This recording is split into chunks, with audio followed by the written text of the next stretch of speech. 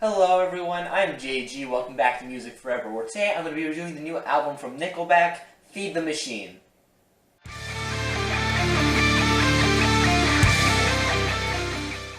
Now, I'm by no means a Nickelback fan. Honestly, Nickelback, I don't even have to explain, Nickelback is just like the butt of all jokes here on the internet. Though honestly, I don't think Nickelback is quite as bad as some people make them out to be. I hear lots of people say that they're like the worst band ever and things like that. But honestly, they just kind of really boring at times for the most part. They do have a few awful tracks in their, discography for sure, but for the most part, I think they're just boring and just uninteresting. That's why I'm not really considering myself a fan of them. So, what made me decide to check out this album? Well, that's really some of the more positive reviews I heard about this thing. Some people said that for a Nickelback album, it's actually pretty good. So that got me kind of interested, wanting to check this out. So I decided to check it out. I figured if the worst, maybe I just won't review it at all or anything like that. But I checked it out, and I decided, I definitely want to review this given I have a good amount of things to say about it. Now, before I get into this actual review, I also want to say that I had never listened to a Nickelback album before in full. I haven't listened to any of their previous works in their entirety. This is the only one that I've ever listened to in full, multiple times, that is also getting prepared for this review. However, I have heard, a good handful of Nickelback songs from the previous albums. I don't think there's anyone out there that hasn't, at least at one point in their life, heard songs like Photograph or, How You Remind Me. Those songs, I think everyone knows those songs. But, maybe I've heard about an album's worth of material from Nickelback just throughout my entire life, excluding this album. And I can't really compare this to any of the other works except for what I've heard about those other works. But pretty much, what I heard about those other works, especially some of the more recent works, is true, I think this is going to be one of the best Nickelback albums in a while. I heard good things about their first two albums. I just haven't, checked those out. But this album here is actually pretty decent in my opinion. There are some tracks on this album that I actually found myself enjoying a fair amount. Take the opening track, Feed the Machine, which I actually find myself enjoying a pretty good amount. The lyrics here feel like they're going for a somewhat political vibe. It's nothing super groundbreaking in terms of the lyrics or anything like that, but Nickelback is, talking about something that is a bit more important, and they're not doing it in a way that's super corny or anything like that. So, as far as I'm concerned, this is, pretty good for Nickelback. The instrumental here is interesting. The vocals from Chad Kroeger are actually, pretty good with the instrumental that are provided. I don't like his voice sometimes on some other songs I've heard, but he actually does a pretty good job here on this track. It's a catchy song, and I think it's probably my favorite Nickelback song that I've heard thus far in my life. And I know that might sound like I'm saying it's not that good, but it is actually a pretty good song. You should definitely check it out. The second track on the album keeps the momentum going with the track Coin for the Ferryman, which is also another heavier track on this album. And it's just another enjoyable song. I don't have all too much to say about it, but in the context of the record, it is a pretty good song. But from here on out, everything else is just kind of hit or miss on this album. The first two tracks are pretty good, but everything else is just kind of, it's like a roller coaster. You have this nice big drop at the beginning, that's followed by a bunch of smaller hills of, quality ups and not quality downs, It's weird because throughout much of the rest of the track listing, there seems to be a pattern going on of having a heavier song followed by a softer, poppier track, and this kind of repeats. There are a few exceptions, but that tends to be the main structure here of this album. And just take tracks like Song on Fire or After the Rain, some of these more poppy tracks, they just feel like more radio rock friendly stuff that you would just hear anytime you tune into your local rock radio station.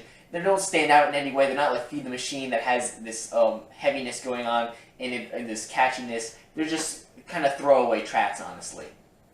And that's how pretty much all the poppier radio rock leaning tracks are on this album, honestly. There's not one that really stands out to me at all. All of them are pretty much filler or throwaway. It's the heavier tracks on this album that stand out to me. Another track I found myself enjoying was For the River, which is another heavier track here. I don't have all too much to say about it besides that. It's just a decent song. And another couple of tracks I found interesting, starting with The Betrayal, Act 3, which it just has a very heavy sound going in it. It has an acoustic opening part, followed by probably the heaviest I've heard Nickelback sounding ever, honestly. And it's definitely a contender for one of my favorite songs here on the album, along with Feed the Machine. It's just a very interesting track that I didn't really see coming from Nickelback. And then there's The Betrayal Act 1, which is the closing track here on the album. It's just this acoustic instrumental piece, and it's just interesting sounding. I didn't expect an acoustic instrumental piece from Nickelback of all bands, but I do like what I heard. Now, an interesting thing about these couple of tracks are that, I mentioned Act 3 and Act 1, so where's Act 2? And why did you talk about 3 before 1? Well, that's because there is no Act 2, and because Act 3 comes before Act 1 in the track listing. That was difficult to say. Yeah, this is weird. I honestly don't know what exactly went on here. I did hear some rumors that there was an Act 2, but they just didn't include it because I guess it didn't fit with the rest of the album. But, I don't know why they didn't just rename Act 3 in the track listing Act 1 and then rename Act 1 Act 2. That would have made a lot more sense. I mean, even if there wasn't the original names of the songs, I mean, couldn't you have just changed the numbering? That would have been perfectly fine. It would have made a lot more sense than having an out-of-order track listing along with a track missing on your album. But I digress. The tracks are still good on their own, and honestly, if you were to listen to Act 1 and then Act 3, I think actually Act 1 might make a bit more sense coming before Act 3, which, I guess is how it was initially intended to be, because it has this acoustic instrumental, and then the beginning of Act 3, like I mentioned before, starts off with an acoustic guitar part. So it kind of feels like the tracks were meant to kind of go together, but, it's missing Act 2. I'm thinking that maybe Act 2 was supposed to be like an acoustic sounding rock song with like actual vocal parts in it. So, Act 1 was like the acoustic instrumental. Act 2 kind of brings it up a bit more with some vocals in there. And then Act 3 kind of kicks off the heaviness like a lot. That would have made a lot of sense, in my opinion, for what they were going for. But that's only if Act 2 was kind of what I predicted there. Who knows? Maybe someday we'll actually get to hear Act 2. Maybe it'll be released as a B-side or something like that. I don't know, but if they do, I might actually be interested in checking it out, considering I like the other 2 Betrayal acts. While I praise this album a fair amount, there are some tracks that don't stand out quite as well. As I mentioned before, a lot of the poppier tracks just don't really work. They're just kind of generic and could be considered throwaways.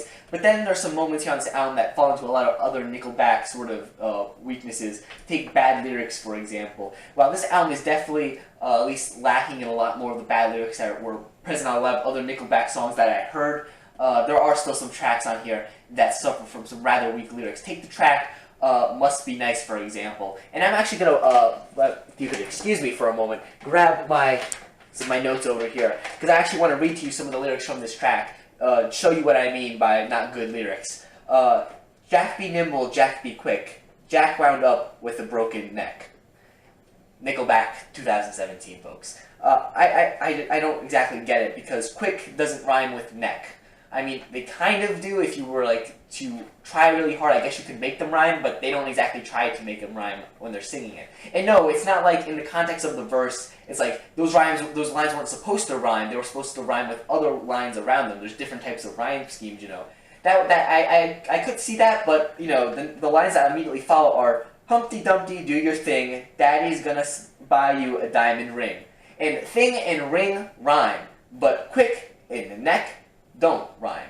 That doesn't really make sense, in my opinion. It's very obvious that they were trying to make quick and neck rhyme, but they just didn't manage to make it work. Also, can I just note the fact that they're using these nursery rhyme style verses here in this song, and it's just kind of weird. It's like, why use nursery rhymes? It kind of makes you seem, it kind of brings this immature aspect to the track, but not in a good way. It's just kind of weird, honestly. And then also in the same exact song, another line, red fish, blue fish, blow your mind. I'm not sure if this is supposed to be some political commentary that went over my head, or if it's just a Dr. Seuss reference that just didn't pan out well at all. Another line, this one here, stick your diamond ring where the sun don't shine. Now, it's said in this track listing, he says it like it's the greatest insult ever, but it just comes off as being so, facepalm worthy, honestly. This track in general just lacks a lot of lyrical capability, honestly, and it's kind of sad considering most of the other tracks range from having decent lyrics to just kind of generic lyrics, but this one in particular kind of stands out as not having good lyrics. It's especially kind of a shame considering the instrumental of the track isn't actually that bad. It actually has a bit more energy to it, and it's a rather enjoyable track to listen to in the regard of just the energy of the track if you were not pay attention to the lyrics. But unfortunately, when you have Chad over here kind of spitting these nursery rhyme style disses over this post-grunge song, you can't ignore the lyrics here. But yeah, honestly, this is definitely an improvement over stuff I would expect from Nickelback, honestly. At this point in their career, they could have just put out another, generic album, but there are a few moments on this album that really show that Nickelback do have talent as a band, and that if they really put their minds to it, I think they could make a great album, honestly. I'm not quite sure if they've done it yet, as I said before. I haven't listened to any of their other albums, but based on what people have said about them, and, the songs I have heard, I don't think that they've made a great album yet. I don't quite think that this is it either, but it's definitely a step in the right direction. Honestly, if they were to make more tracks like Feed the Machine or the Betrayal songs, they put more focus into their tracks, moved away from their generic radio sort of sound, abandoned those tracks, maybe move in a heavier direction overall, I think that this band could put out a great album in the future.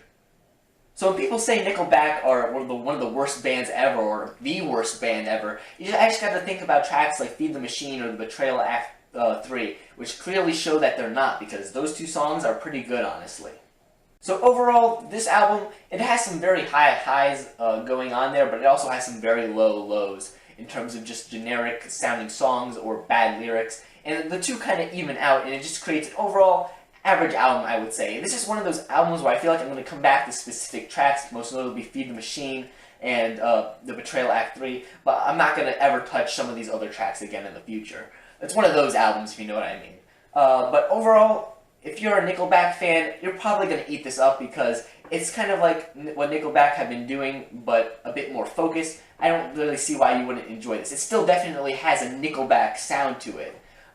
If you never liked Nickelback, maybe give tracks that I gave praise to in this review a try before going into this entire project. And if you don't like those, chances are you're probably not going to like the rest of the project. But if you do like those tracks, maybe explore the rest of the track listing, maybe looking for some other tracks you may enjoy. But there's definitely going to still be some songs on here that you're probably not going to vibe with. Yeah, overall, I think that's the best recommendation I can give for this album. It's decent, but I'd highly recommend checking out some of the better tracks here. Yeah, that's pretty much it. So if you enjoyed this review, I'd greatly appreciate it if you'd leave a like on the video and subscribe to the channel so you don't miss out on future album reviews. Comment down below, share your thoughts on the album. I greatly appreciate seeing them, especially given that, this album, what it is, a decent Nickelback album. I want to hear your thoughts. Maybe if you're a hardcore Nickelback fan, what are your thoughts on the album? Or if you're someone who just hates Nickelback, what are your thoughts on the album? I greatly appreciate seeing it.